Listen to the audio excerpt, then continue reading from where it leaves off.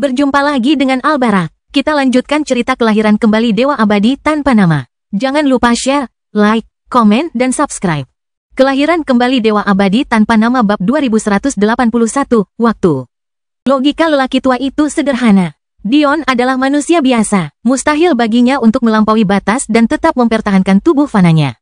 Bahkan mereka yang berhasil menyempurnakan tubuh fana mereka di alam fana hanya diberi tubuh abadi tingkat tinggi sebagai balasannya.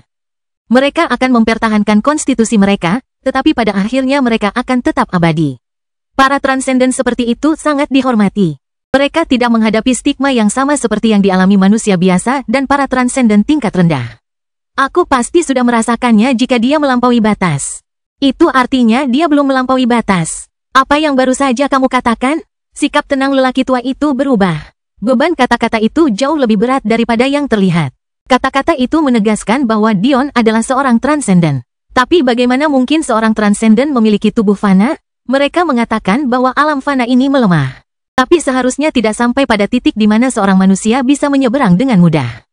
Anak laki-laki ini bisa menjadi apa yang mereka sebut sebagai penguasa. Tatapan lelaki tua itu membara dengan penuh gairah. Apa itu kakek? Mereka adalah manusia biasa yang memiliki kekuatan abadi dalam aspek tertentu. Jika anak laki-laki ini adalah penguasa aspek pemahaman. Aura lelaki tua itu berubah seperti kabut berdarah.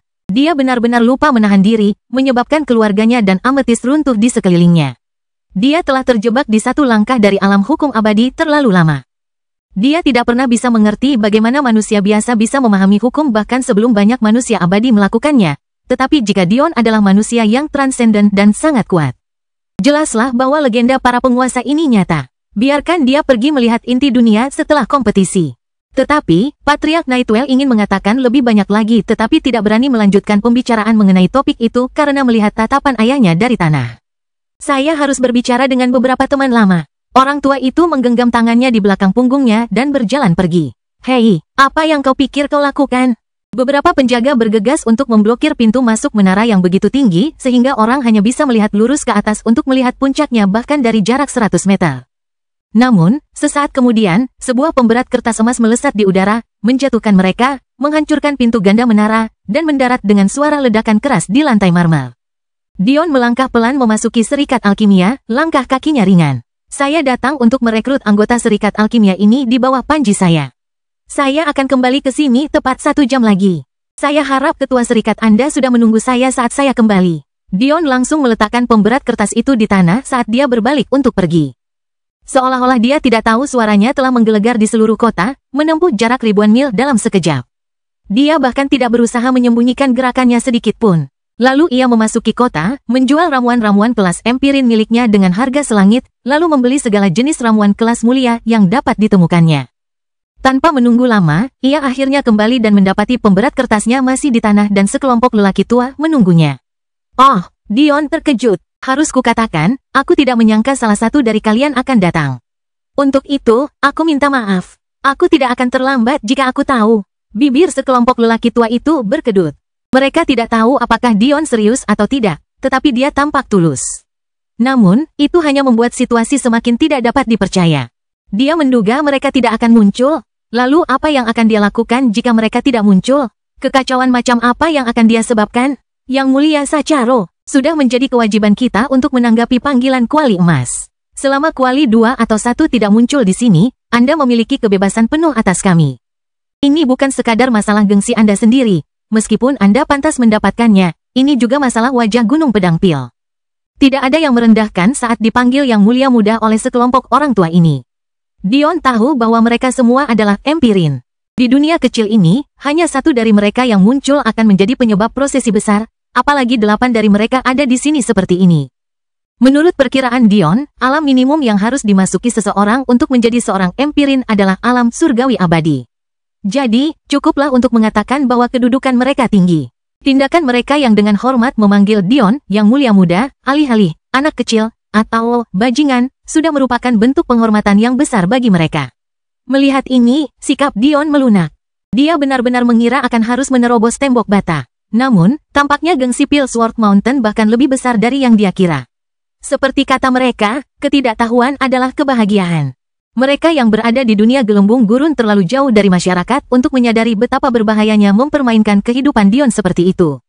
Namun, meskipun dunia gelembung Dark Flame ini masih tergolong rendah, mereka sudah cukup mengakar di dunia sekuler untuk mengetahui lebih baik.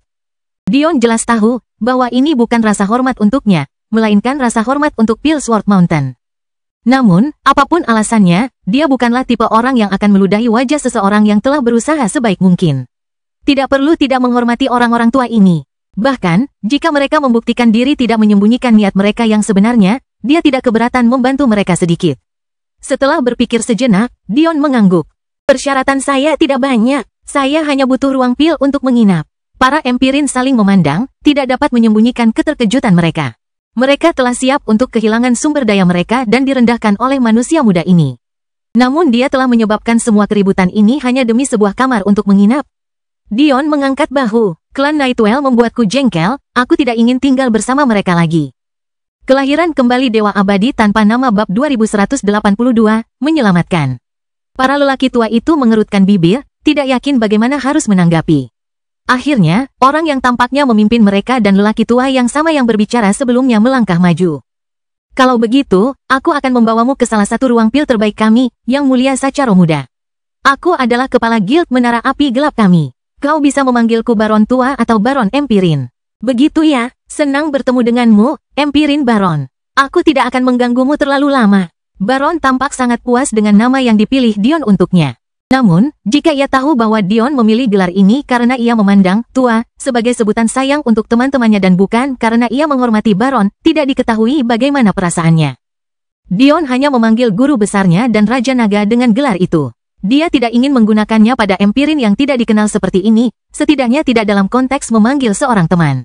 Mengesampingkan hal ini, Dion benar-benar menepati janjinya. Dia menghilang ke ruang pilnya tanpa sepatah kata pun. Mungkin tidak akan lama lagi sampai mereka bertemu lagi. Sedangkan untuk Dion sendiri, dia hanya fokus pada tugasnya. Apakah klan Nightwell mengizinkannya memasuki inti dunia mereka atau tidak, itu tidak penting baginya. Dengan cara apapun, dia akan berhasil sampai di sana. Dia tidak percaya ada orang yang bisa menghentikannya menyelinap masuk jika dia benar-benar menginginkannya. Setidaknya tidak di tempat ini. Patriark klan Nightwell yang sudah pensiun mungkin sudah tahu melalui Kristela bahwa Dion adalah seorang spiritual sage. Dan, dia mungkin percaya dia bisa membuat rencana darurat untuk menghadapinya. Namun, dia mungkin akan bekerja dengan asumsi bahwa Dion adalah spiritual sage tingkat pertama. Ini bukan hanya karena ini tampaknya menjadi asumsi yang paling logis, tetapi juga karena jika Dion lebih tinggi, bahkan jika dia bersiap, dia tidak akan memiliki cara untuk menghadapinya. Dan, sayangnya bagi patriark yang sudah pensiun, Dion tidak hanya satu tingkat lebih tinggi, ia beberapa tingkat lebih tinggi. Tidak masalah rencana apa yang ia buat. Karena kematian Kiwen dengan cara yang masih belum diketahui oleh klan Dimwell-nya, acara tersebut sebenarnya telah ditunda. Memberikan Dion lebih banyak waktu daripada yang awalnya ia kira akan ia miliki untuk dirinya sendiri. Mengapa Dion membeli begitu banyak ramuan rohani kelas mulia? Bukan hanya untuk menanamkan ramuan-ramuan ini ke dalam pikirannya sehingga ia dapat menggunakan simulasi tangan dewa dengan ramuan-ramuan itu, tetapi juga untuk menganalisis strukturnya. Jika dia memperdalam pemahamannya, akan tiba saatnya dia bisa membuat pil kelas immortal dari udara juga. Meskipun tetap saja memalukan, kalau saja dia tahu bahwa menara api gelap ini akan begitu patuh, dia tidak akan perlu membuang-buang uangnya sendiri. Mengapa kau begitu yakin bahwa klan Nightwell menahan Amethyst tanpa persetujuannya? Tanya Saru penasaran. Biasanya, saat Dion sedang berkultivasi, Saru dan Lilith akan menjauh darinya. Mereka tidak suka mengganggunya, namun, saat Dion mengerjakan alkimia arainya, mereka tidak merasa bersalah sama sekali. Itu datang begitu alami baginya sehingga dia hampir tampak bosan berlatih, jadi hampir tidak perlu menganggapnya terlalu serius. Bajingan tua itu punya pandangan yang aneh saat menatapnya. Dion berkata tanpa komitmen sambil mengamati tanaman surgawi lainnya dari dekat. Menyeramkan melihat orang tua yang sudah tua tergila-gila pada wanita muda sepertimu. Dion tahu bahwa ia mungkin bersikap tidak adil. Ketika Amethyst melampaui batas, patriark yang sudah pensiun itu kemungkinan masih sangat muda. Namun, sayangnya, bakatnya kurang. Dan, meskipun Amethyst saat ini sebenarnya beberapa tingkat lebih lemah daripada dirinya, ia tetap muda karena Phoenix memiliki keunggulan bawaan ini. Mungkin itu membuat orang tua yang sudah pensiun itu semakin dekat dengan kematian, tetapi wanita yang tumbuh bersamanya masih tetap muda seperti sebelumnya. Dia mungkin akan kehilangan ketenangannya sepenuhnya jika dia mendengar kata-kata Dion tadi. Jangan bersikap misterius lagi, kata Lilith sambil menggigit buah eksotis itu. Terus terang saja. Dion tersenyum. Jawaban sederhananya adalah klan Nightwell terlalu meremehkanku. Orang cabul yang sudah pensiun itu mungkin mengira aku hanya menembak ke arah kegelapan, padahal sebenarnya aku bisa melihat dengan jelas batasan yang dikenakan padanya. Bukan hanya kecepatan kultivasinya yang disegel, tetapi juga jangkauan gerakannya. Aku tidak begitu pandai dalam teori segel seperti dalam teori formasi, tapi dari apa yang kulihat, jika Amethyst mencoba meninggalkan jangkauan rumah klan Nightwell, dantiannya akan meledak dan bahkan jika dia tidak mati, dia akan menjadi lumpuh. Lilith cemberut. Dia sangat menyedihkan. Apakah kamu akan membantunya? Tanya Saru. Sama sekali tidak. Dion mendengus. Dia beruntung aku tidak berusaha sekuat tenaga untuk membunuhnya seperti yang kulakukan pada Liliana dulu. Dia hanya bisa berterima kasih pada Madeline untuk itu. Tidak ada seorang pun yang mencoba membunuhku yang berhasil lolos dengan mudah seperti dia. Lilith dan Saru saling berpandangan sebelum mencubit pegangan cinta Dion. Hei, apa yang kulakukan? Dion akhirnya mendongak dari ramuan yang menyerupai bunga di tangannya. Potongan-potongannya yang halus mengingatkan Dion pada buah tarian kelopak es yang telah dikupasnya untuk ri pada apa yang bisa dianggap sebagai kencan pertama mereka. Bahkan, sentuhannya juga memiliki kesejukan yang sama. Meskipun, alih-alih berwarna biru, warnanya hijau pucat. Selamatkan dia, bibir Dion mengerucut. Aku sudah mencoba menolongnya, tetapi dia melemparkanku menembus setidaknya 10 dinding. Menurutmu bagaimana reaksi seorang wanita saat merasakan yin primordialnya pada pria yang tidak dikenal? Lilith membantah. Kelahiran kembali Dewa Abadi tanpa nama bab 2183, bawah tanah. Bagaimana ini bisa jadi salahku? Dialah yang memutuskan untuk meninggalkan benih imannya. Tidak ada yang memaksanya. Bagaimana kau tahu bahwa tidak ada yang memaksanya? Saru menyela. Jika kau tidak menyempurnakan tubuh fanamu, meninggalkan benih imanmu adalah konsekuensi yang tak terelakkan. Dia menghabiskan seluruh hidupnya melawan Phoenix Es dan Api untuk membalas dendam atas orang tuanya. Bagaimana dia bisa punya waktu untuk kultivasi yang begitu halus dan bernuansa? Dengan bakatnya, dia bahkan harus menahan diri untuk tidak melampaui batas selama yang dia bisa. Saat surga mulai menolaknya dengan paksa, sudah terlambat untuk melakukan apapun terhadap tubuhnya yang tidak sempurna. Ditambah lagi, Lilith menyerang Dion dari sisi lain, jika hidupnya dipenuhi dengan pertarungan dan darah, di mana dia akan menemukan waktu untuk cinta. Dia tidak seperti itu. Suara Lilith melemah. Yang ingin ia katakan adalah bahwa Amethyst tidak cukup beruntung untuk memiliki suami yang sempurna, tetapi ia memutuskan untuk mereka seperti yang mereka lakukan. Namun, ia merasa lebih baik ia tidak melakukannya. Tidakkah kau mengerti? Itu bukan pilihan sejak awal. Dia berusaha sekuat tenaga untuk menjadikannya pilihan dengan meninggalkan benih imannya sebagai warisan alih-alih membiarkannya hanyut dalam reinkarnasi seperti yang dilakukan orang lain. Tetapi bahkan saat itu, terlalu banyak hal yang berada di luar kendalinya. Saru segera melindungi Lilith. Dia mungkin akhirnya memilih Madeline, tapi dia pasti tidak memilihmu. Lilith melengkapi tim Tech dengan satu kalimat. Dion terdiam. Keduanya memiliki kepribadian yang sangat bertolak belakang. Saru jelas memiliki ide yang jauh lebih rasional, sementara Lilith berfokus pada pikiran tentang cinta dan emosi, tetapi ketika mereka bersatu, Dion merasa sulit untuk membantahnya. Itu masih bukan alasan untuk mencoba membunuh seseorang. Dion bergumam pada dirinya sendiri seolah menolak gagasan menerima kekalahan ini. Kau telah membunuh orang dengan harga yang jauh lebih murah daripada mengambil keperawananmu tanpa persetujuanmu. Lilith membantah. Lagi pula, kau bahkan tidak mengetuk pintunya. Kau hanya menerobos masuk dan muncul di hadapannya seolah-olah kaulah pemilik tempat ini. Bagaimana mungkin dia tidak berasumsi tentangmu? Apa kau tidak punya sopan santun? Dion membuka mulutnya untuk membantah, tetapi mendapati bahwa dia benar-benar tidak punya apapun untuk dikatakan kali ini. Baiklah, baiklah. Dion mengangkat kedua tangannya tanda menyerah, menggenggam tanaman herbal itu dengan satu telapak tangan. Bukan untuknya, tapi demi kalian berdua dan Madeline, aku akan membantunya. Namun, jika dia membuatku marah lagi, aku tidak akan memberinya kesempatan ketiga. Seperti itulah. 3 bulan berlalu dengan cepat dan Kristela akhirnya datang ke menara dengan berita bahwa klannya telah menerima permintaan pertamanya untuk melihat inti dunia dan bahwa kompetisi akan segera. Dunia bawah tanah dipenuhi orang-orang dari semua lapisan masyarakat. Beberapa hari berikutnya adalah satu-satunya hari yang memungkinkan orang biasa membanjiri surga bagi orang kaya dan elit ini. Meskipun banyak yang datang untuk hiburan, banyak pula yang hanya ingin memanfaatkan ki padat yang ditawarkan tempat ini. Meski begitu, tetap ada biaya yang harus dibayarkan untuk masuk. Namun, mereka semua merasa itu sepadan. Ada alasan mengapa ketiga keluarga utama di dunia gelembung ini memiliki akar yang sama dalam nama mereka. Mereka berasal dari satu keluarga kuno yang dikenal sebagai klan sumur. Bertahun-tahun yang lalu, Dunia mereka mengalami peristiwa tertentu yang mengakibatkan lahirnya 6 bintang mereka saat ini dan membangkitkan sebagian garis keturunan mereka yang telah disegel di masa lalu. Ini hanyalah salah satu perbedaan antara alam fana dan alam abadi. Di dunia Dion, menyaksikan kelahiran dan kematian matahari baru adalah hal yang mustahil. Kematian matahari berarti runtuhnya tata surya dan karenanya berarti perlunya klan untuk berpindah, jika klan dapat bertahan selama itu. Namun, di alam abadi, ada banyak klan yang telah ada cukup lama untuk menyaksikan naik turunnya beberapa matahari. Dunia gelembung api gelap ini mungkin berada di sisi spektrum yang lebih berlebihan, dengan 6 matahari terbentuk sekaligus, tetapi mereka tetap berada dalam ekspektasi alam abadi. Selain itu, peristiwa ini menyebabkan garis keturunan terpecah menjadi 3 cabang.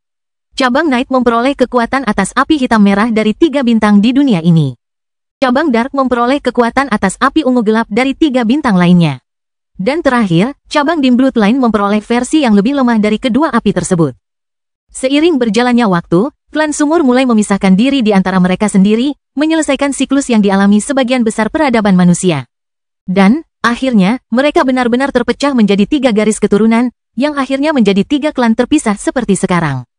Namun, ketiga klan ini tetap mengikuti aturan yang ditetapkan leluhur mereka di masa lalu. Setiap 10 juta tahun, mereka akan bertemu dengan cara ini untuk menentukan siapa yang mengendalikan inti dunia. Dulu ketika klan mereka masih satu, kompetisi ini memutuskan siapa yang akan menjadi patriark klan berikutnya.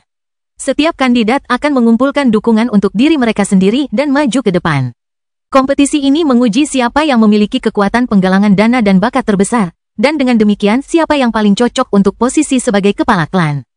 Saat ini, peraturan kompetisi pada dasarnya sama saja, namun kali ini, para kandidat dipilih bukan oleh calon patriark, tetapi oleh ketiga klan sendiri. Di masa lalu, rakyat jelata diizinkan untuk mengamati prosesi tersebut untuk melihat keagungan patriark generasi berikutnya dan menanamkan rasa takut dan hormat alami yang seharusnya dimiliki rakyat jelata terhadap para penguasa mereka. Dan saat ini, tujuannya masih sama saja. Meskipun ada sejarah rumit di balik mereka, Dion tidak mengetahuinya, dan dia juga tidak terlalu peduli. Dia hanya muncul dengan malas di acara tersebut seperti yang diminta, Saru dan Lilith berada di sampingnya yang tampak seperti bunga-bunga yang lembut. Kelahiran kembali Dewa Abadi tanpa nama bab 2184, mungkin. Akan tetapi, jika menilik dari cara mereka menyerangnya secara verbal beberapa minggu lalu, jelaslah mereka masih menyimpan dendam. Setelah membawa Dion ke tempat milik klan Nightwell, Kristella menatap Dion dengan pandangan ragu-ragu. Acara tersebut diadakan di arena besar, yang sudah penuh sesak dengan orang-orang dari berbagai bentuk dan ukuran. Suaranya cukup memekakkan telinga bahkan untuk seorang yang abadi. Harta karun masing-masing klan disimpan lebih jauh di bawah tanah. Kristella harus menuntun Dion menyusuri lorong panjang tersembunyi yang terhubung ke Nightwell Mansion untuk membawanya ke sini. Rupanya, ini adalah tradisi yang mereka anut agar mereka bisa menyembunyikan anggota andalan mereka hingga saat-saat terakhir. Meskipun, jika klan lain memiliki kompetensi, mereka seharusnya memiliki petunjuk kuat sebelum acara dimulai. Bisakah kau? Mungkin. Tolong pakai sesuatu yang berbeda. Kristella akhirnya berhasil mengeluarkan kata-katanya. Ia mengira Dion akan marah padanya, tetapi yang ia terima hanyalah tawa cekikikan dari Saru dan Lilith sebagai balasannya. Aku minta maaf, seharusnya aku tidak bertanya. Kristella bergumam pada dirinya sendiri, sambil berbalik untuk menuntun Dion melewati pintu terakhir. Dion mendesah, tidak apa-apa. Kurasa karena aku tidak hanya mewakili diriku sendiri, setidaknya aku harus melakukan hal ini. Tapi jangan harap aku akan berdandan untuk melihat inti duniamu. Kilatan cahaya keemasan membuat Kristella menoleh ke belakang, hanya untuk mendapati bahwa lelaki terhormat berjubah putih itu telah kembali. Cabang emas dengan daun unik yang menempel di kerahnya sangat menarik perhatian. Tubuhnya yang tinggi, bahunya yang lebar. Kesombongan dan rasa percaya dirinya yang memikat, Kristella menghentikan pikirannya sendiri, tersipu malu saat dia buru-buru berbalik. Detak jantungnya dan darah yang mengalir deras terdengar seperti deru mesin di telinganya. Dia tidak menyadari bahwa Dion begitu tinggi sebelumnya.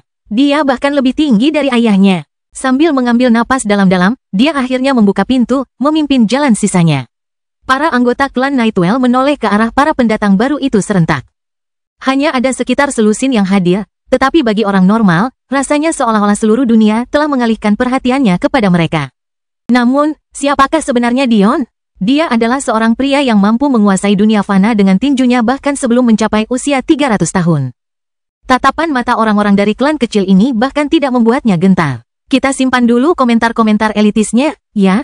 Aku pergi dulu. Dion berjalan melewati mereka dan menaiki tangga yang tidak terlalu halus. Lampu-lampu terang di arena itu menyinarinya dengan dua wanita di sampingnya. Mereka pastilah satu-satunya manusia di dunia bawah tanah ini. Penampilan Dion sungguh menakjubkan. Seorang manusia biasa yang muncul di tempat seperti itu adalah hal yang belum pernah terjadi sebelumnya. Penyiar yang telah berusaha keras untuk meningkatkan harapan penonton, dan itu sangat sukses, boleh dikatakan, juga tercengang. Itu masuk akal. Kaum elit dunia ini, 3 keluarga dan menara api gelap, menyadari keberadaan Dion. Namun, bagi orang biasa, mereka belum pernah mendengar tentangnya. Satu-satunya yang tidak tampak terkejut dengan kejadian ini adalah anggota keluarga Darkwell dan Dimwell.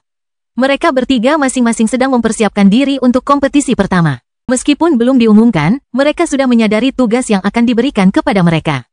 Bahkan, Dion adalah satu-satunya yang tidak menyadarinya. Kebenaran ini bukan karena kecurangan dari pihak keluarga-keluarga ini, melainkan kelalaian Dion sendiri atau, lebih tepatnya, sikapnya yang tidak peduli. Kalau saja dia tidak mengabaikan klan Nightwell, mereka mungkin akan menghabiskan waktu ini untuk menjelaskan semuanya kepadanya. Namun, dia datang langsung ke sini. Penyiar itu terbatuk, merasakan antusiasme penonton yang mulai goyah. Mengapa tidak ada yang memberitahu dia tentang hal ini? Petik 1. Pasti begitu, tatapan sang penyiar berbinar. Melihat keindahan estetika Dion dan kedua rekannya, ia merasa telah mengerti apa yang sedang terjadi. Ia segera tersadar, senyumnya cerah. Itu masuk akal, para bangsawan itu tidak akan merendahkan diri untuk menjelaskan hal seperti ini kepadaku. Kegunaannya sudah jelas. Sepertinya 3 klan besar kita telah mengeluarkan hadiah istimewa untuk kita semua. Benar-benar kejutan yang menyenangkan. Tatapan mata penyiar bertemu dengan tatapan mata Dion. Rasa jijik terlihat jelas di matanya, tetapi ia juga mendorong Dion untuk memulai hiburan prakompetisi. Ia sendiri juga sangat ingin melihatnya. Biasanya dia tidak akan melirik manusia biasa, tetapi dia terpaksa melakukannya karena situasi yang canggung. Namun, dia sangat terkejut melihat betapa menariknya Saru dan Lilith. Hal itu membuatnya bertanya-tanya apakah ada manusia biasa lain yang berpenampilan seperti ini yang tidak dia lihat.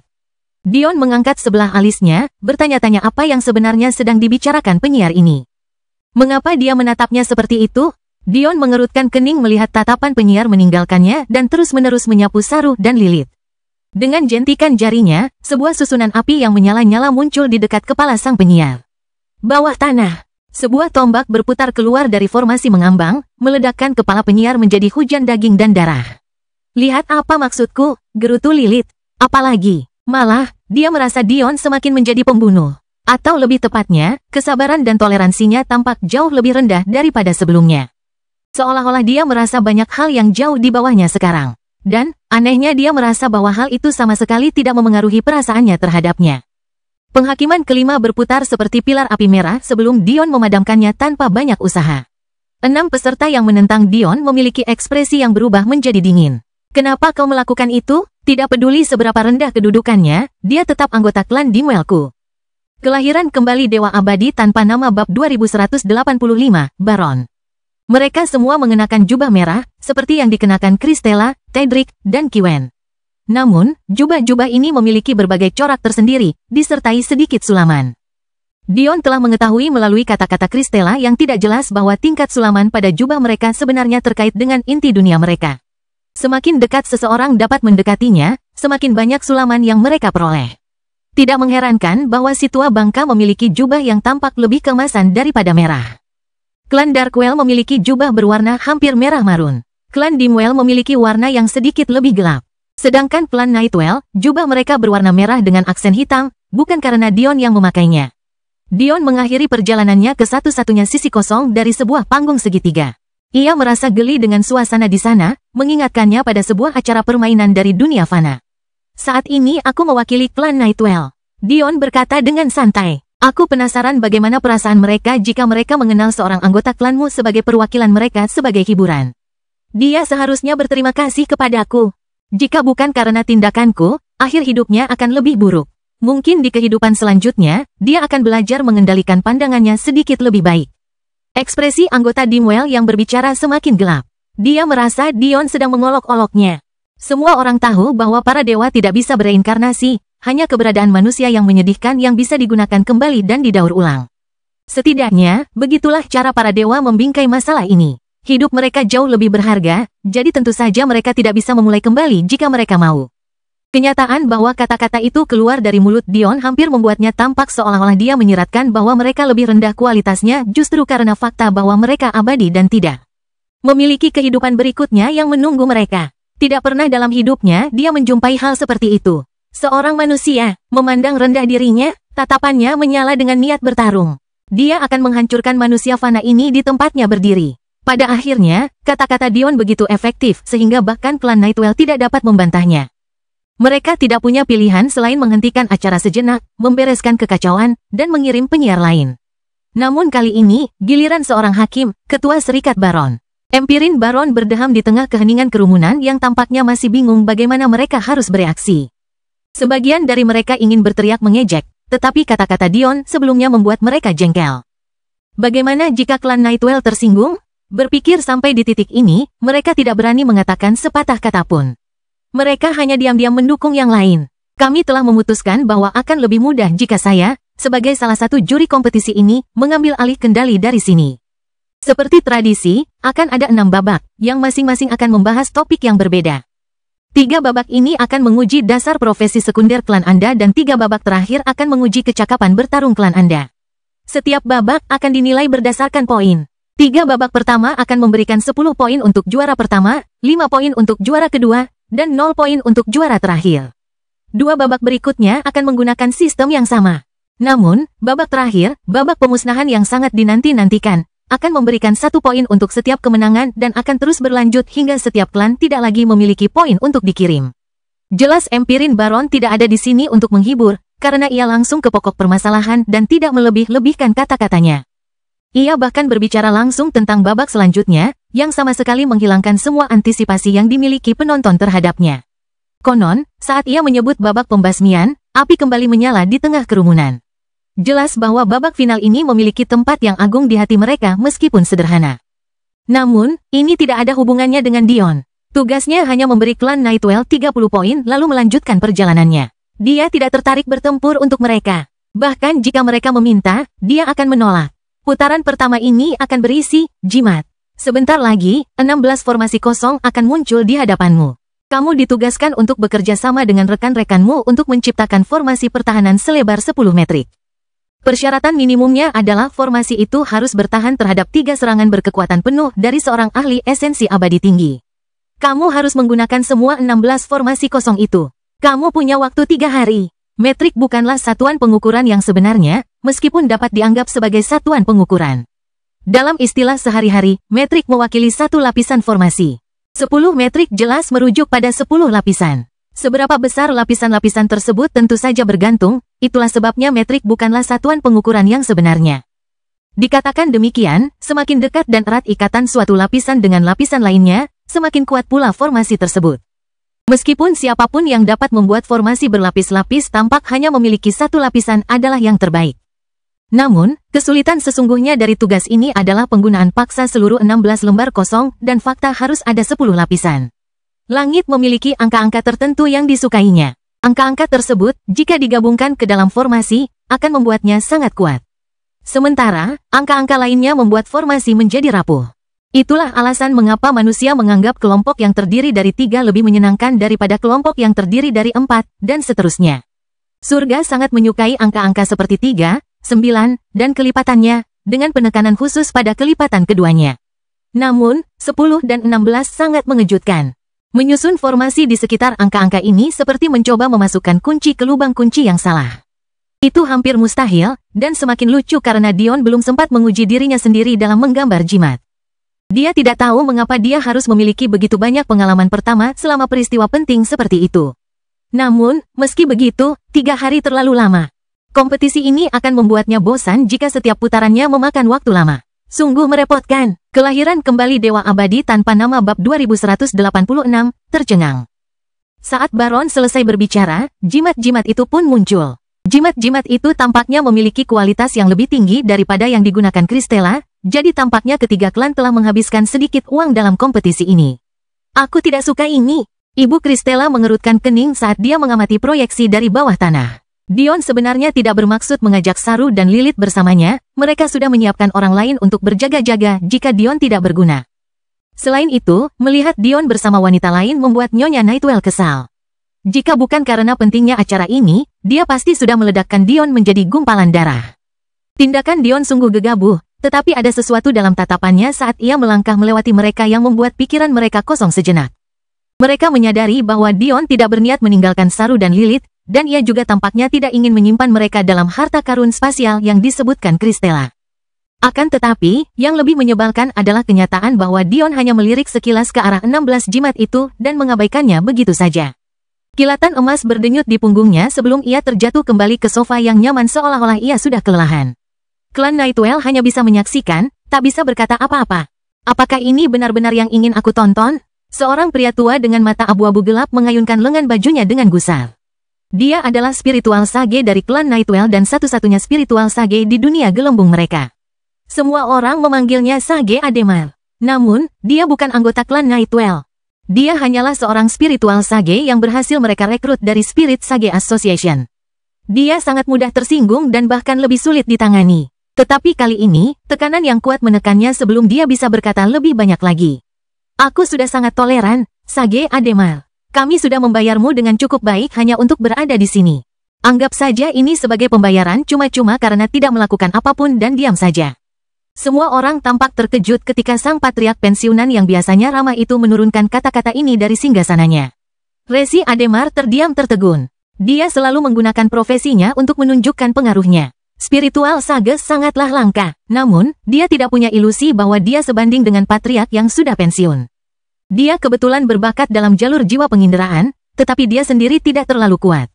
Orang tua itu mungkin tidak berani membunuhnya, tetapi memberinya pelajaran bukanlah masalah. Ditambah lagi, patriark yang sudah pensiun itu benar. Dia sudah dibayar. Faktanya, apa yang dia lakukan sekarang lebih mudah daripada apa yang telah ditugaskan kepadanya. Dia sejujurnya hanya mencari alasan untuk pergi tanpa berdiri di sini dan menonton hal seperti itu. Pada akhirnya, dia terdiam, rahangnya mengatup. Fokus pada dirimu sendiri. Di arena, suara Tedric memenuhi telinga perwakilan klan Darkwell-nya. Tetapi, tidak ada alasan. Fokuslah pada tugasmu. Jangan pedulikan apapun yang dia lakukan, dan jangan buang-buang waktumu untuk membuatnya marah. Mendengar kata-kata tegas itu, perwakilan klan Darkwell tidak punya pilihan selain menundukkan kepala dan mulai berdiskusi satu sama lain. Tak lama setelah mereka, klan Dimwell juga mengikuti. Pemimpin mereka hanya melemparkan satu tatapan terakhir ke arah Dion yang sedang mengobrol dengan Saru dan Lilith. Kupikir kau belum pernah menggambar jimat sebelumnya, haruskah kau mulai? Tanya Lilith polos. Dion memutar bola matanya mendengar kata-kata wanita itu. Bukan karena dia meremehkan pertanyaan wanita itu, tetapi karena dia tahu wanita itu tidak benar-benar bertanya. Wanita itu hanya mengatakan kata-kata itu agar orang lain mendengarnya. Dion melirik ke arah wanita nakal ini dan berkata, aku tahu apa yang coba kau lakukan. Amarah kedua kelompok lainnya berkobar sekali lagi, aura terkonsentrasi mereka tumbuh. Dion kembali mengamati ramuan surgawi di tangannya, membiarkan waktu terus berjalan. Tanpa komentar dari penyiar, kompetisi menjadi sangat membosankan. Tidak cukup banyak orang biasa yang mengerti apa yang sedang terjadi. Menyadari bahwa keadaan tidak dapat terus seperti ini, atau orang-orang akan berhenti membayar tiket masuk, pada hari kedua, penyiar diganti. Namun, mungkin karena takut akan apa yang terjadi pada penyiar sebelumnya, penyiar ini menolak untuk mengatakan apapun tentang apa yang sebenarnya ingin dibicarakan oleh penonton, Dion. Dion menjadi seperti seekor gajah besar di arena besar yang mustahil ditembus ini, sementara pria itu sendiri tampaknya tidak punya ide apapun tentang apa yang tengah terjadi. Akhirnya hari ketiga tiba dan setengahnya telah berlalu. Sekarang, semua orang menyadari bahwa Dion bekerja sendirian. Dari waktu ke waktu, Saru akan bertanya kepadanya tentang komentar penyiar dan dia akan menjawab, memperjelas bahwa pengetahuan mereka dalam masalah ini sangat dangkal. Apa sebenarnya yang dipikirkan klan Nightwell? Ah, begitulah cara kerjanya, kata Dion tiba-tiba, bersemangat. Pev, Lilith menahan tawa. Hanya tersisa 30 menit lagi, mungkin kau harus melakukan sesuatu. Oh, benarkah? Aku bermaksud pergi selama 1 jam, gumam Dion. Sepertinya dia terlalu asyik dengan ramuan surgawi terbarunya. Bahkan 2 kelompok lainnya pun sudah selesai, sepertinya. Kau bilang kalau surga tidak menyukai angka 10 dan 16, lalu apa yang akan kau lakukan? Tanya Lilith sambil terus menggodanya. Persetan dengan langit, apa yang pernah dilakukannya padaku? Aku terlalu malas untuk memikirkannya. Dion berkata dengan malas. Jika dia tidak menyukai angka 10 dan 16, aku akan membuatnya seperti 10 dan 16. Ada sesuatu tentang angka 9 yang sangat kubenci. Sebelum orang lain bisa bereaksi terhadap perkataannya, ki jiwa Dion mengalir deras bagai air pasang, menelan arena seluas puluhan mil. Sage Ademar tercengang. Saat itu ia menyadari bahwa kekuatan jiwa Dion jauh melampaui dirinya sendiri. Ke-16 jimat di meja panjang itu melesat ke atas, melayang di sekitar Dion. Kelahiran kembali Dewa Abadi tanpa nama bab 2187, mengecewakan. Alasan mengapa surga tidak menyukai angka selain 3 dan 9 adalah karena angka-angka itu bertindak sebagai pilar yang kuat. Tidak ada struktur sederhana yang lebih kuat daripada segitiga, dan tidak ada struktur besar yang lebih kuat daripada kumpulan segitiga. Tapi aturan-aturan itu ditulis menggunakan rune dasar dunia ini. Dion mengangkat bahu. Aku akan menggunakan rune dasar dari dunia lain yang kebetulan menyukai angka genap.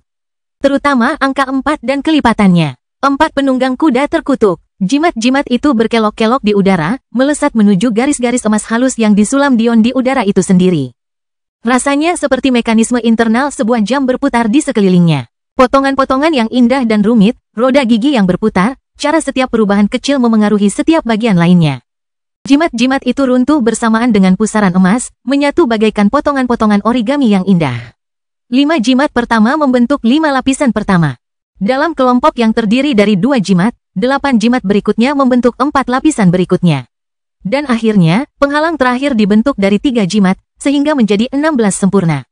Mereka semua menyatu menjadi satu. Sementara penghalang yang mengelilingi kelompok lain setebal beberapa kaki, mencapai lebih dari 3 meter, penghalang milik Dion hanya setebal 6 inci. Lapisan-lapisannya hampir tidak terlihat. Cih, Dion bergumam, jika aku punya waktu tambahan 30 menit. Mengecewakan. Biasanya, dalam sebuah kompetisi, penonton mungkin tegang, ingin tahu siapa yang menang. Namun, entah bagaimana, mereka semua sudah tahu jawabannya. Aurora bawaan adalah satu-satunya kata yang berhasil diucapkan sang penyiar. Perbedaannya terlalu mencolok. Kurang dari sepersekian waktu untuk menyelesaikannya dengan hasil yang 10 kali lebih baik. Lebih buruk lagi, jelas bahwa ia masih belum puas. Namun, mereka menganggap sikap Dion sebagai ejekan. Jika dia benar-benar peduli, dia akan meluangkan lebih banyak waktu. Jelas, dia tidak menganggap mereka serius. Pemimpin klan Dimwell merasakan denyut nadi yang hebat di dahinya. Kepalanya benar-benar tampak seperti bisa meledak kapan saja. Pada saat para penguji formasi berjalan turun, benar-benar tampak seperti dia hampir kehilangan ketenangannya. Di atas panggung juri, dia tidak mencoba mencari cara untuk menghindari masalah angka. Bagaimana itu mungkin? Jenggot kepala serikat formasi bergetar. Bahkan dia merasa bahwa tugas kompetisi itu agak sulit. Anda mungkin bisa menghabiskan waktu berbulan-bulan untuk menghitung dan memperoleh formulasi yang Anda perlukan untuk membangun susunan seperti itu. Melakukannya dalam 30 menit adalah hal yang tidak terbayangkan. Di waktu lain, kepala serikat formasi akan berpikir bahwa Dion hanya berakting dan bahwa dia telah memikirkan masalah tersebut sepanjang waktu. Namun, bahkan jika dia peduli dengan pemikiran seperti itu, lalu kenapa? Bahkan jika dia melakukannya, bukankah hasilnya sudah berbicara sendiri? Apakah dia berakting atau tidak? Apakah itu penting? Tatapan mata Empirin Baron menyempit. Dia juga tidak begitu mengerti bagaimana menafsirkan ini. Pemahamannya tentang formasi cukup tinggi, tetapi masih beberapa tingkat di bawah kepala serikat formasi. Penonton sendiri hampir mati rasa terhadap fase pengujian. Tidak, lebih tepat untuk mengatakan bahwa mereka mati rasa bahkan untuk 2 ronde berikutnya. Baik itu tugas memperbaiki harta karun di ronde kedua, atau tugas membuat ramuan pil dengan bahan yang hilang di ronde ketiga, keduanya sama sekali tidak ada yang mendekati. Pada ronde ketiga, alih-alih menunggu seperti yang dilakukannya pada 2 ronde pertama, Dion justru langsung memulai. Meramu pil dengan bahan-bahan yang hilang hanya dalam beberapa saat dan berbalik untuk pergi tanpa menunggu hasilnya. Mungkin baru sekarang mereka menyadari bahwa Dion bukanlah seorang ahli jimat, juga bukan seorang pandai besi senjata. Ia adalah seorang alkemis. Saya yakin saya telah melakukan apa yang diminta. Saya akan menerima hadiah saya sekarang. Masih ada 3 ronde lagi. Patriark Nightwell menjawab dengan dingin. Bukan masalahku, aku tidak berniat membahayakan diriku sendiri demi keluargamu. Aku hanya setuju untuk membantumu dalam ronde ini dan menjaminmu mendapat tempat pertama. Urus saja sisanya sendiri. Jika kau tidak bisa melakukannya, kau tidak pantas memegang mahkota di kerajaan ini, dan aku akan pergi dan membuat kesepakatan dengan 2 keluarga lainnya. Tatapan mata Dion yang datar menyapu sang patriark. Aku tidak ingat pernah menyetujui hal semacam itu, dan aku tidak berencana membiarkan siapapun menuntunmu ke sana sampai kompetisi ini berakhir. Dion hampir menguap mendengar jawaban itu seolah-olah dia sudah menduganya. Apakah putrimu lupa memberitahumu? Aku seorang spiritual sage, aku bisa menemukan inti duniamu kapanpun aku mau. Bantuanmu tidak dibutuhkan. Kau bisa menganggapnya sebagai suatu kesopanan karena aku belum melakukannya tanpa izinmu. Jika kau ingin mencabut izin itu, Kilatan tajam terpancar di mata Dion. Aku berjanji padamu bahwa aku masih memiliki kemampuan untuk memastikan kau kalah dalam hal ini. Cobalah aku. Dion menyapu bahunya melewati patriark klan. Tiba-tiba menjadi sangat jelas bagi mereka semua bahwa Dion lebih tinggi dari keduanya. Sebenarnya Kristela tidak lupa memberitahu mereka. Hanya saja patriark itu melakukan kesalahan, atau tidak percaya bahwa Dion berani melakukan hal seperti itu. Namun saat dia sadar, Dion benar-benar sudah pergi. Lebih buruk lagi, Patriark Nightwell, yang sangat terbiasa dengan keluarganya di pihaknya, melihat sekeliling dan melihat beberapa tatapan tidak senang. Namun, tatapan itu tidak ditujukan ke arah Dion, melainkan kepadanya. Sungguh tidak pantas apa yang baru saja ia coba lakukan. HMPH, sang Patriark mengalihkan pandangan dengan sikap menantang, tidak mau mengakui apapun. Apakah tidak apa-apa jika kita memusuhi mereka seperti itu? Tanya Saru. Dion mengangkat bahu. Pada titik ini, itu tidak penting lagi. Patriark mereka terlalu bodoh untuk menyembunyikan kebenaran, aku bisa membacanya seperti buku. Mereka sudah merencanakan sesuatu. Mereka adalah kelahiran kembali Dewa Abadi tanpa nama bab 2188, ikutlah denganku. Mungkin, Dion tidak menjelaskan, tapi itu tidak masalah. Kita akan membuat mereka menjadi musuh jika mereka mengalahkan Amethyst. Aku juga tidak suka orang yang mencoba mengendalikanku. Pada titik ini, Saru dan Lilith merasa bahwa mungkin mereka agak emosional dalam meyakinkan Dion untuk menyelamatkan Amethyst. Namun, sudah terlambat untuk mengubah pikiran Dion. Sangat jarang baginya untuk melakukannya sejak awal. Sekarang setelah dia melakukannya sekali, dia tidak akan melakukannya lagi. Sayangnya bagi mereka, membiarkan saya melihat inti dunia mereka adalah kesalahan terbesar yang mungkin telah mereka buat. Saya telah mempersiapkan diri selama 3 bulan dan 3 putaran terakhir akan memakan waktu bertahun-tahun untuk diselesaikan. Jika mereka percaya bahwa mereka akan menghadapi saya yang sama yang ikut serta saat kompetisi ini berakhir, mereka akan sangat keliru. Orang-orang abadi itu kuat, tetapi konsep mereka tentang waktu terlalu menyimpang. Bagi mereka, waktu ini hanya sekejap mata. Mereka tidak bisa membayangkan seseorang yang berkembang sangat cepat. Dan itu akan menjadi kehancuran mereka. Mari ikut saya. Amethyst mengerutkan kening mendengar kata-kata Dion. Anda, berhenti saja. Dion melambaikan tangannya, tidak ingin mendengarnya. Jika bukan karena beberapa orang lain, aku akan meninggalkanmu di sini untuk membusuk. Aku tidak punya kesabaran untuk ini. Sementara si tua mesum itu masih percaya bahwa dia tidak pernah salah, kau ikut denganku. Dion meraih pergelangan tangan Amethyst dan mengirimnya ke dunia batinnya. Patriark yang sudah pensiun itu mungkin percaya bahwa dia tidak perlu menjaga Amethyst secara pribadi karena segel yang dimilikinya. Bahkan jika Dion bersedia menyelamatkannya, Amethyst tidak akan mau pergi karena takut akan keselamatannya. Selain itu, tidak peduli seberapa berbakatnya Dion, dia tidak percaya bahwa Dion mampu berhadapan dengan segel tingkat empirin. Bahkan lebih dari itu, hubungan antara Dion dan Amethyst tidaklah baik. Apakah Dion benar-benar akan mempertaruhkan dirinya untuk menyelamatkannya? Sayangnya bagi Patriark yang sudah pensiun, kemampuan Dion tidak berada dalam jangkauan pemahamannya. Segel yang lebih baik mungkin dapat melewati celah yang merupakan dunia batin Dion. Namun, kedalaman warisan dunia gelembung api gelap jelas terlalu dangkal. Entah itu, atau siapapun orang tua mesum yang ditugaskan itu tidak begitu hebat. Saat Amethyst memasuki dunia batinnya, segel pada dirinya menjadi tidak berguna. Sekarang, Dion bisa membuangnya dengan perlahan. Bagaimanapun, dia adalah dewa di dunianya sendiri. Dion berjalan santai ke Nightwell Mansion lalu keluar dengan santai.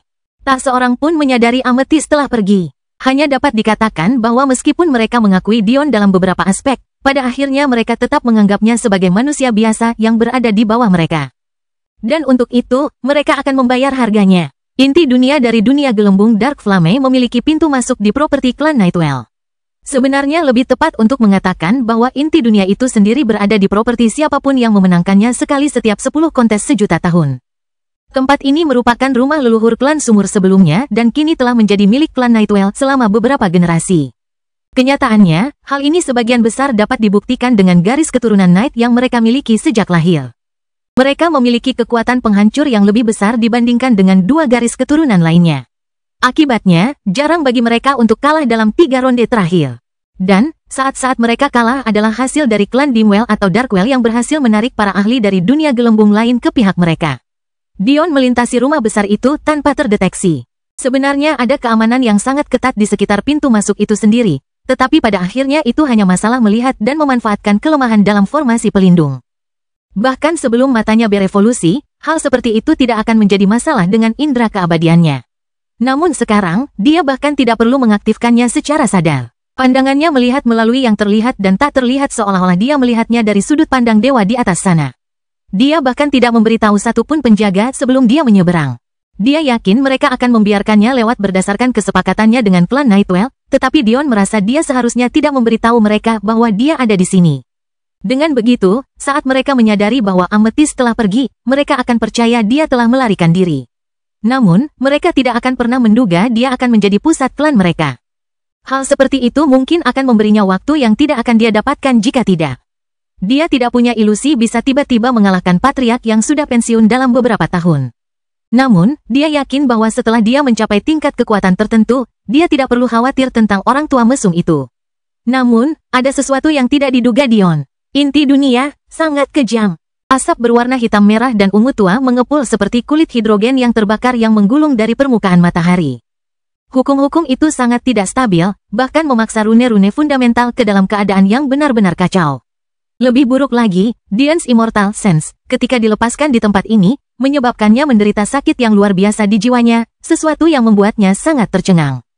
Setelah beberapa saat terdiam, Dion tiba-tiba mengerti. Seperti inilah bentuk inti dunia nyata. Dia sangat beruntung dengan dunia gelembung gurun. Baru sekarang dia mengerti apa alasan dibalik terciptanya ruang bawah tanah itu. Siapapun yang menciptakan bintang merah di dunia gelembung gurun sebenarnya sedang berlatih.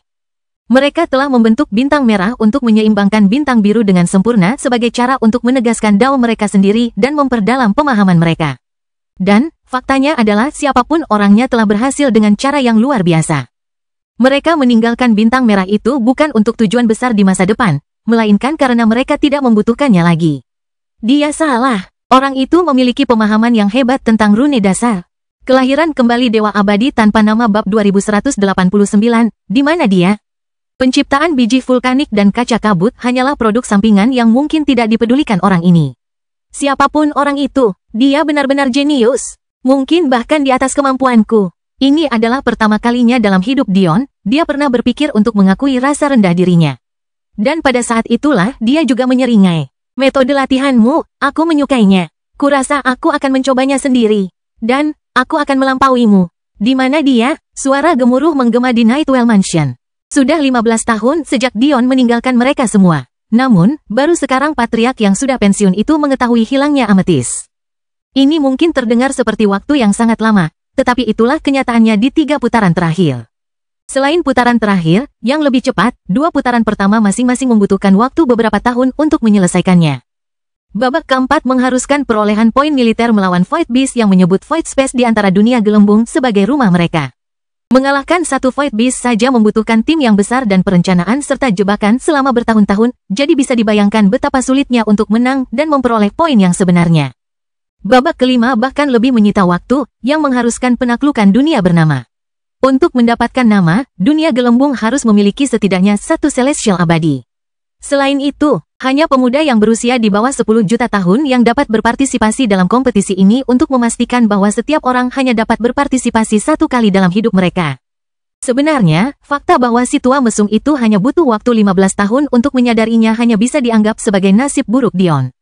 Dalam kondisi normal, bahkan 50 tahun tidak akan cukup. Masalahnya adalah Crystella adalah jenius terhebat yang pernah muncul di dunia selama beberapa generasi. Dia hampir memecahkan rekor dalam waktu tercepat untuk menyelesaikan 2 ronde pertama. Berkat penampilannya, klan Nightwell pada dasarnya telah mengunci kemenangan mereka, membuat ronde ketiga tak lebih dari sekadar tarian tradisi. Menyadari hal ini, patriark tua yang sudah pensiun itu pun merasa senang dan memutuskan untuk mengunjungi Amethyst sebelum ronde itu berakhir, hanya untuk mendapati bahwa dia telah pergi. Dan tidak seorang pun dapat memberitahunya kemana dia pergi atau bahkan sudah berapa lama dia pergi. Aku. Telapak tangan patriark yang sudah pensiun itu menghancurkan kepala pelayan itu menjadi hujan tulang, darah dan otak. Tatapan matanya dipenuhi amarah. Anak laki-laki, si tua mesum itu tiba-tiba teringat kata-kata yang diucapkan Dion saat pertama kali datang ke rumah besar ini. Dia mengatakan sesuatu tentang melepaskan Amethyst. Namun kemudian tampaknya si cantik berambut ungu itu telah membuatnya kesal, jadi dia melupakannya sepenuhnya. Saat itu, jantung patriark yang sudah pensiun itu berdebar kencang. Namun, ekspresinya tidak berubah sedikit pun. Kebenaran di balik hubungan antara dia dan Amethyst bukanlah sesuatu yang diketahui oleh keluarganya. Hanya mendiang istrinya yang mengetahuinya, dan dia jelas sangat tidak senang akan hal itu. Namun, terlepas dari apa yang ia rasakan, ia tidak pernah menceritakannya kepada siapapun. Jadi, bagaimana mungkin seorang manusia biasa mengetahui kebenarannya? Namun, si tua mesum itu menyimpulkan bahwa Dion hanya menyelidikinya, jadi dia melupakan masalah itu. Terutama karena Dion tidak mempermasalahkannya meskipun itu adalah permintaannya yang kedua. Bahkan, dia tampaknya hanya peduli dengan permintaannya yang pertama. Tubuh patriark tua itu berkelebat dan menghilang, muncul kembali di inti mesin. Pintu masuk ke inti dunia tampak di hadapannya. Itu adalah ruang terbuka besar yang dikelilingi oleh rune putih mengambang dari formasi besar seukuran kota. Tuan Berold, saat para penjaga inti dunia melihat patriark mereka yang telah pensiun, mereka memberi hormat. Orang-orang ini adalah elit dari para elit, jadi mereka waspada terhadap hampir semua hal.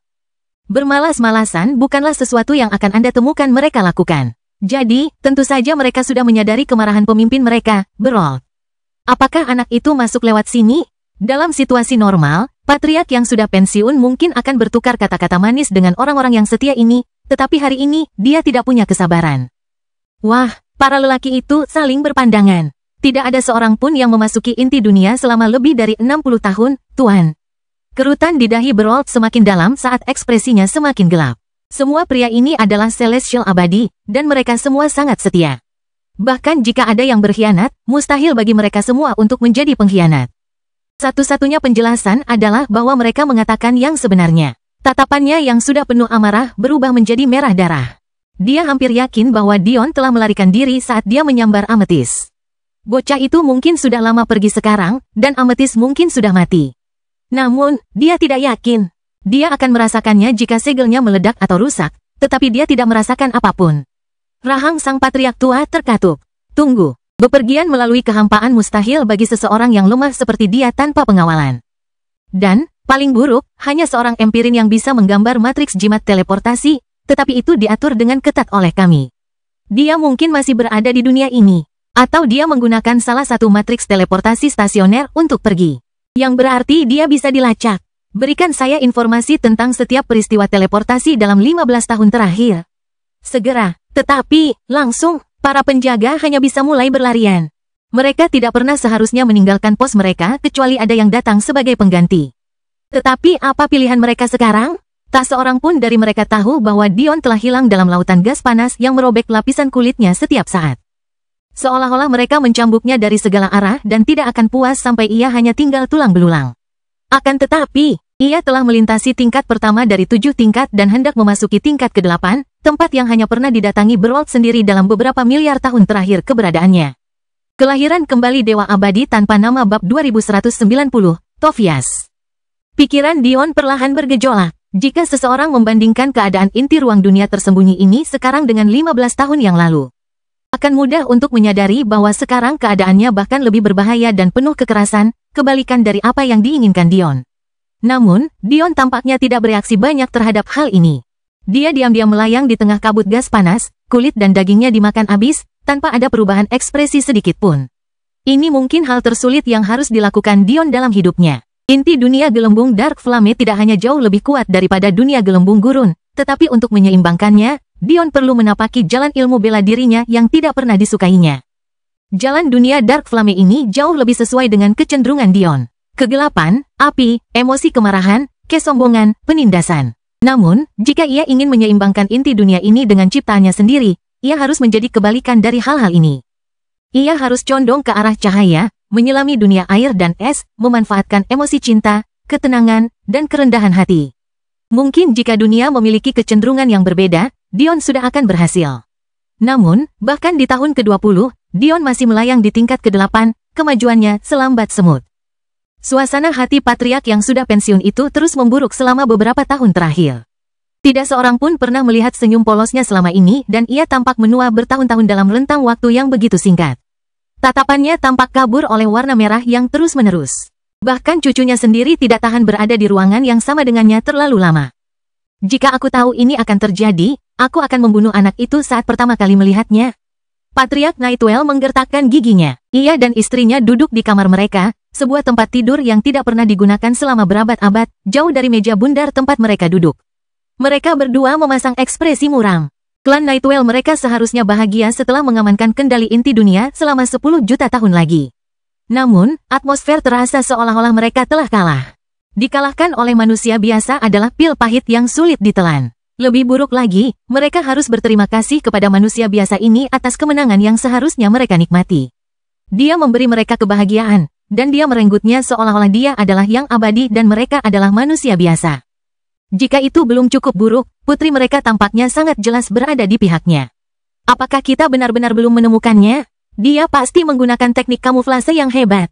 Bahkan setelah mencoba semua teleportasi selama 15 tahun terakhir, kami belum menemukan apapun yang cocok dengannya. Kami harus mulai menelusurinya satu persatu, memeriksa fluktuasi energi yang ganjil. Itu saja memakan waktu 3 tahun, tetapi kami tetap tidak menemukan apapun. Jadi, kami harus memperluas jangkauan pencarian, memeriksa pengiriman dengan fluktuasi energi dan vitalitas tinggi yang mungkin berada dalam jangkauan manusia. Jumlahnya ribuan kali lipat lebih banyak dibandingkan dengan teleportasi biasa, jadi bahkan sekarang kami belum menemukan apapun bahkan setelah 15 tahun. Sungguh memalukan, orang tua itu bahkan membunuh beberapa pengawal kami yang paling setia dalam kemarahannya. Lupakan saja, dia tidak akan bisa bersembunyi pada akhirnya. Wajah Nyonya Nictuel berubah dengan niat membunuh. Dia akhirnya akan jatuh dan kemudian bayiku dapat menjernihkan pikirannya dari omong kosong seperti itu.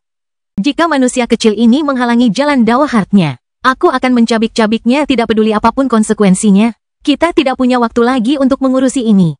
Para pemuda yang berpartisipasi dalam 3 putaran terakhir dan tampil cukup baik untuk memasuki uji coba inti dunia sudah hampir selesai menyembuhkan luka-luka mereka. Kita perlu menampung mereka dengan tepat atau mereka akan memandang rendah klan Nightwell kita. Meskipun mereka menguasai inti dunia, mereka tetap berkewajiban untuk berbagi sebagian manfaatnya dengan orang lain. Para pemuda yang berada di posisi 3 teratas dari setiap klan diizinkan memasuki inti dunia untuk melembutkan dao mereka dan mendapatkan sulaman pada jubah mereka. Mereka tidak boleh membiarkan suasana suram Nightwell Mansion mereka terekspos sedemikian rupa, atau itu akan memengaruhi prestise mereka. Sekalipun tidak memberikan efek langsung, di kemudian hari hal itu bisa menjadi kelemahan yang dapat dipahami musuh. Apakah mereka juga ikut? Nyonya Nightwell menarik kembali tatapannya yang penuh pembunuhan, menggantinya dengan sedikit rasa khawatir. Mereka akan selalu melakukannya. Kita tidak cukup kuat untuk menghentikan mereka, jadi kita harus mengalah. Berbagi kebenaran inti dunia kita dengan orang luar tidak pernah membuatku merasa nyaman. Dan, mereka akan memanfaatkan kesempatan itu untuk mengganggu gadis kecil kita juga. Aku tidak akan menahan amarahku jika aku melihat sikap tidak tahu malu seperti itu lagi. Bertahanlah, kata Patriark Nightwell dengan jelas.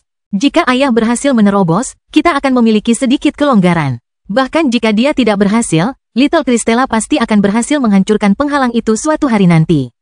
Keadaan ini tidak akan berlangsung selamanya. Klan Nightwell akan merebut kembali harga diri leluhur sumur kita. Apakah kami mendengarmu dengan jelas, Jenderal tingkat 3 Tofias? Saya tidak suka mengulang-ulang. Sudah ada draft untuk segmen bintang ini. Para bijak spiritual telah meramalkan bahwa gelombang akan datang. Dunia gelembung api gelap Anda akan mengambil bagian dalam hal ini. Draft daftarnya sudah dikirimkan kepadamu sebelumnya. Daftar itu diambil langsung dari mereka yang telah mendaftar ke Void Army. Ini adalah bagian dari pekerjaan. Ekspresi Patriark Nightwell berubah muram. Dia baru saja bersiap menerima pemuda dari dunia gelembung saingan, tetapi dia tidak pernah menyangka kedatangan mereka akan disertai berita seperti ini. Cerita bersambung. Jangan lupa share, like, komen, dan subscribe, agar tidak ketinggalan cerita selanjutnya.